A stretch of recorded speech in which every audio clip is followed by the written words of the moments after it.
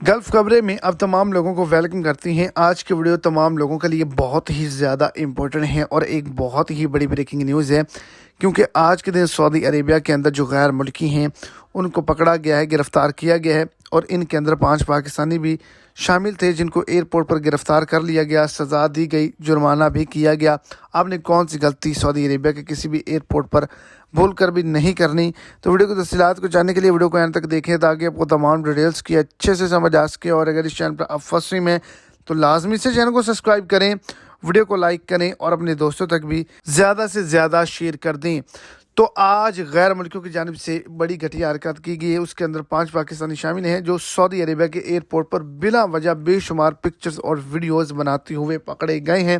और जब इनको रोका गया तो इन्होंने बदतमीज़ी की, जिसके नतीजे में इनको पकड़ लिया गया, इनको जुर्माना भी किया गया और इनको एक बड़ी वार्निंग भी जारी की गई।